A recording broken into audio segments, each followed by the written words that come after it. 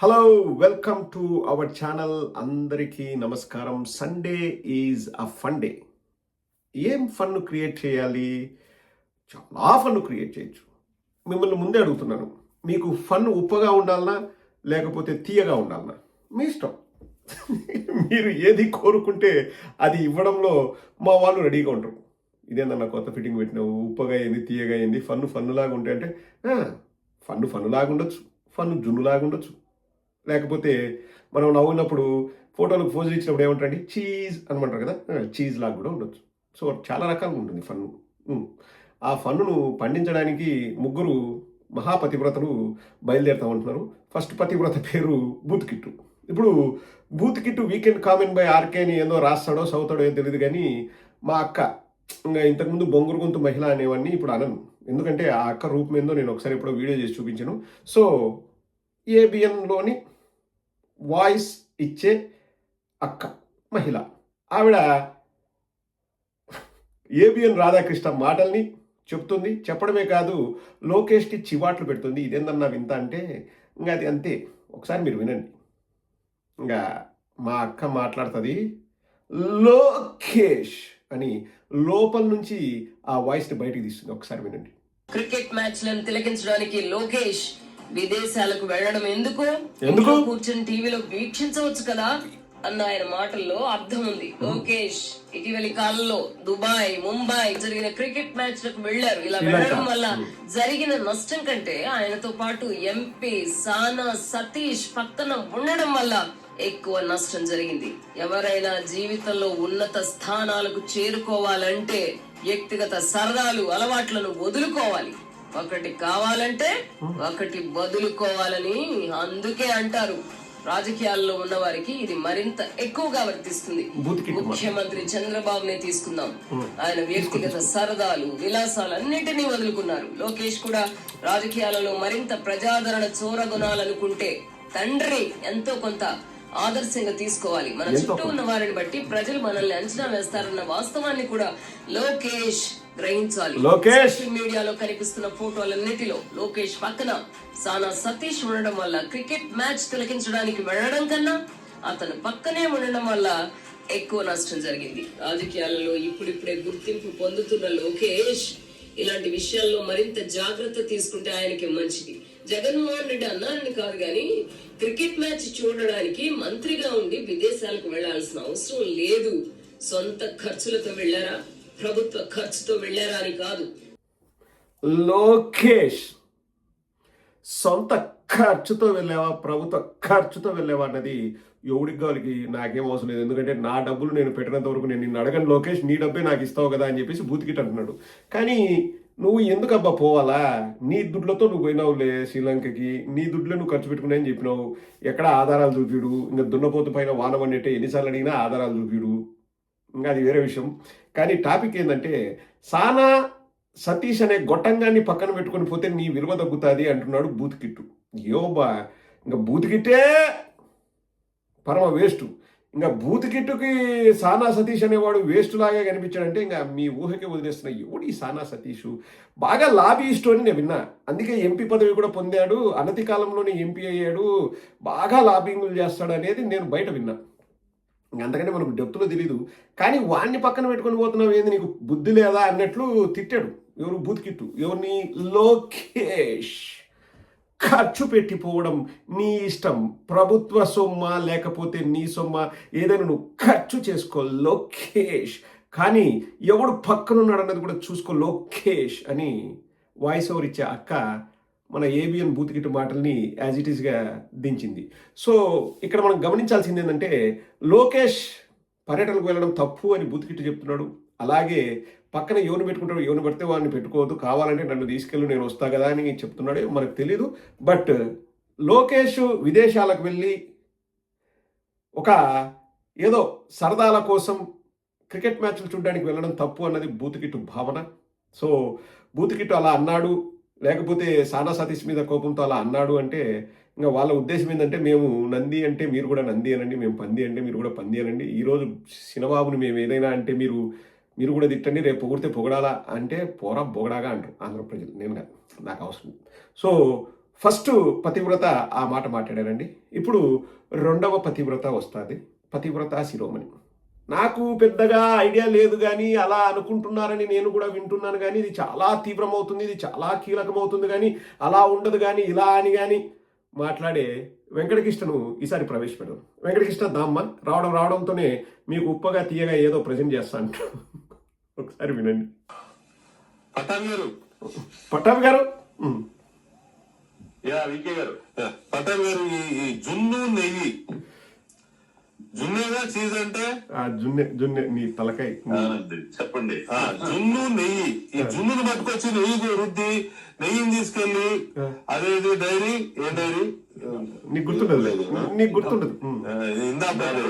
ఇందాపూర్ డైరీలో జున్నుని తీసుకొచ్చి హెరిటేజ్ లో నెయ్యి కంటరుగా అంటగట్టి చీజ్ అంటే జున్ను అని చీజ్ కు కొత్త నిర్వచనం చెప్పాడు మన వెంకటకృష్ణ. అసలు ఎందుకు లేని ఇంకా తిరిగితే బాగుంటుంది కానీ చీజ్ ఏ టేస్ట్ ఉంటుంది వెంకటకృష్ణ? చీజ్ ఏ టేస్ట్ ఉంటుంది? చీజ్ అన్నది ఉప్పగానో లేకపోతే ఎక్కువ సాల్టీగా ఉంటుందండి. అది జున్ను తీయగా ఉంటుంది. నువ్వు చెప్పే చీజ్కి జున్నుకి ఏమన్నా సంబంధం ఉందా? నేను ఎందుకంటే అండి మనం జనాలకు ఎక్స్ప్లెయిన్ చేయాలంటే డీటెయిల్స్ అన్నీ కూడా కనుక్కొని మనం మాట్లాడాలి. నేను కొన్ని డీటెయిల్స్ కనుక్కున్నాను. ఆ డీటెయిల్స్ ఎందుకంటే ఈ పనికిమాల మాదిరి మనం ఉండేది లేని చెప్పకూడదండి. దాని వివరాలు చెప్తా. చీజ్ పాలను ముద్దలుగా నేర్చుకో వెంకటకృష్ణ. పాలను ముద్దలుగా చేసి ఘనభాగాన్ని వేరు చేసి తయారు చేస్తారు. పాలను ముద్దలుగా చేసి ఆ ఘన పదార్థాలు అంటే సాలిడ్ థింగ్స్ని వేరుగా చేసి చేస్తారు. దాన్ని ఏజింగ్ చేసి ప్రాసెస్ చేసి తయారు చేస్తారు చీజ్ని. రుచి ఎలా ఉంటుంది? సాధారణంగా ఉప్పగా, మృదువుగా లేదా కొన్నిసార్లు కారం తీవ్రంగా ఉంటుంది. రకాన్ని బట్టి మారుతుంది. టెక్స్చర్ ఎలా ఉంటుంది అంటే పట్టుకుంటే ఎలా ఉంటుంది అంటే గట్టిగా, లేకపోతే కొంచెం కొంచెం గట్టిగా, లేకపోతే మృదువుగా ఉండవచ్చు. ఎందుకు ఉపయోగిస్తారు అంటే పిజ్జా, శాండ్విచ్, బర్గర్స్, అలాగే పాస్తా వాటిల్లో ఉపయోగించడానికి ఈ చీజ్ వేస్తాం. చాలా చీజ్ ఉంటాయండి. మొజరెల్లా అని చెప్పేసి అవి ఇవి చాలా రకాలు ఉంటాయి చీజ్లో. అన్సాల్టెడ్ లేకపోతే సాల్టెడ్, ఇలా చాలా రకాలు ఉంటాయి. సో ఇప్పుడు జున్ను గురించి మాట్లాడాల్సి వస్తే గేదె పాలతో తయారు చేస్తారు. సాధారణంగా సహజంగా మరిగించి కొద్దిగా వేడి చేసి తయారు చేస్తారు. మరిగించి వేడి చేసి తయారు చేస్తారు. ఇది సంప్రదాయ తెలుగు తీపి వంటకం. జున్ను అన్నది మన తెలుగు తీపి వంటకం. రుచి స్వల్పంగా తీపిగా క్రీమీగా ఉంటుంది. ఇంకా టెక్స్చర్ ఎలా ఉంటుందంటే మృదువుగా, పుడ్డింగ్ అంటారు కదండి, పుడ్డింగ్ పాయసం అలా ఉంటుంది. తినే విధానం డెజర్ట్గా లేక ప్రత్యేక సంప్రదాయ ఆహారంగా తింటారు. సో ఇది వచ్చేసి డిజర్ట్ అండి. ఏది? జున్ను. చీజ్ వచ్చేసి ఉప్పగా ఉంటుంది, కొంచెం గట్టిగా ఉంటుంది. ఇంకా మామూలుగా అయితే పిజ్జాల కోసము లేకపోతే బర్గర్స్, పాస్తా అండ్ శాండ్విచ్ల కోసం వాడతారు. ఇంకా సరళమైన తేడా. చీజ్ అనేక వంటకాలలో ఉపయోగించే ఉప్పటి పాల ఉత్పత్తి. జున్ను సంప్రదాయ తీపి పాల వంటకం. చీజ్ అంటే అది, జున్ను అంటే ఇది. అర్థమైందా వెంకటకృష్ణ? నీకు జున్నుకు చీజ్కు తేడా తెలియదు. మళ్ళీ అంటే ఇంకా వెంకటకృష్ణ ఎలా ఉంటుందంటే, వెంకటకృష్ణ చెప్పే సొల్లు ఎలా ఉంటుందంటే, ప్రజలు ఇలా అనుకుంటున్నారు, నేనేం అనుకోవట్లేదు, అదేం కంపెనీ, అదేం పాల కంపెనీ, దీనిపైన పెద్ద కలకలం రేగుతుంది. అదేం రేగిండదు. రేపాలను చూస్తుంటాడు, కలకలం రేపాలను చూస్తుంటాడు, చెప్తుంటాడు. సో వెంకటకృష్ణ ఇలా వాగుతుంటే మన ఎల్ముండల సాంబా, పాపం అండి, నేను ఫస్ట్ ఎల్ముండల సాంబాకి క్షమాపణ చెప్పాలి. మొన్న పరకాల ప్రభాకర్ గారి వీడియోలో ఒక పాయింట్ నేను క్యాచ్ చేయలేదు. నాకు చాలామంది పంపించారు, ఏందన్నా ఈ పాయింట్ మిస్ చేసావు అని చెప్పేసి. నేను కూడా హర్ట్ అయ్యా. ఎందుకంటే మనం ఏదైనా వీపు విమానం మూత మోగించాలి అంటే సంపూర్ణంగా మోగించాలి, శత్రుశేషం ఉండకూడదు. సో ఆ రోజు వీడియోలోని ఆ చిన్న క్లిప్పింగు, ఆ ఇంగ్లీషు, ఆ ఆంగ్ల భావం, లేకపోతే ఆ ఆంగ్ల పదాల వాడకం, ఇవన్నీ కూడా అబ్బురపరుస్తాయి, ఆశ్చర్యం కలిగిస్తాయి, అమోఘంగా ఉంటాయి. సో ఎల్ముడల సాంబాను ప్రవేశపెడదాం. ఇంకొక వీడియో కూడా ఉందండి లాస్ట్లో, అది కూడా చూపించాలన్నా వద్దా? మీరు చూపించమంటే చూపిస్తాను. ఇంకోటి స్పెషల్గా ఇప్పుడే అందింది మన కొసమెరుపు, దాన్ని కొసమెరుపుగా చూపిస్తాను. సండే కదా, కొంచెం ఫన్ ఎక్కువ ఉండాలి. ఏంటి సార్ ఇది?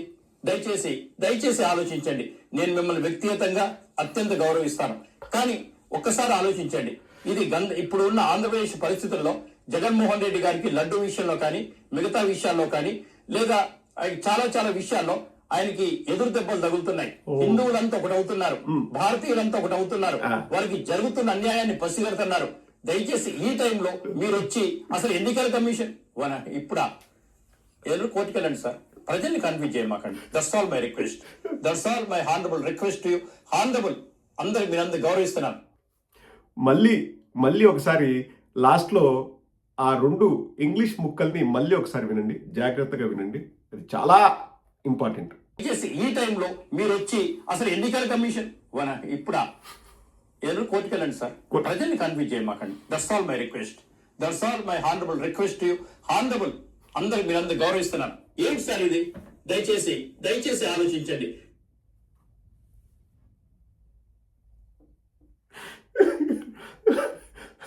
ఆనరబుల్ చీఫ్ జస్టిస్ లేకపోతే ఆనరబుల్ ఇంకొకటి ఉంటుంది, కానీ రిక్వెస్ట్ ఆనరబుల్ రిక్వెస్ట్ ఉంటుందిరా. హానరబుల్ అంట, హానరబుల్ రిక్వెస్ట్. ఒరే అది హంబుల్ రిక్వెస్ట్ రా రే. This is my honourable request. ఒరే నీ ఇంగ్లీష్ తగలేయ్యా. ఒరే కాదండి, హానరబుల్ రిక్వెస్ట్ ఉంటుందా అండి?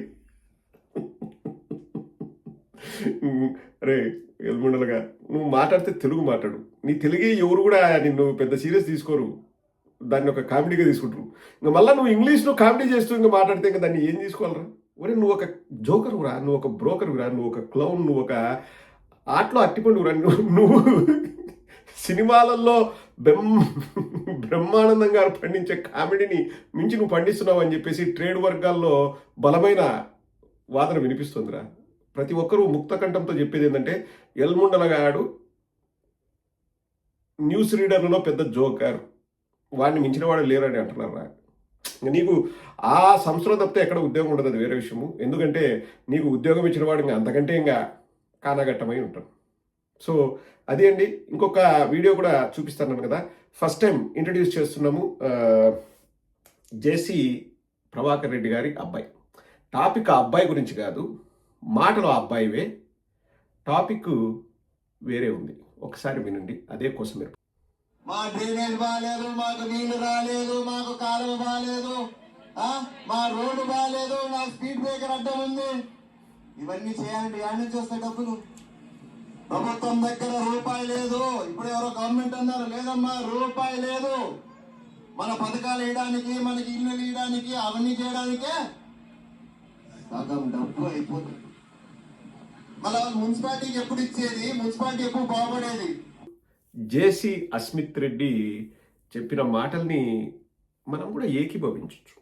డబ్బులు లేవంట పాపం, ప్రభుత్వం దగ్గర డబ్బులు లేవు, ఇంకా జీతాలు ఇవ్వడానికి లేకపోతే పెన్షన్లు ఇవ్వడానికి వాటికి వీటికి సరిపోతుంది. ఇంకా మున్సిపాలిటీలకు డబ్బులు ఎప్పుడు ఇస్తారు?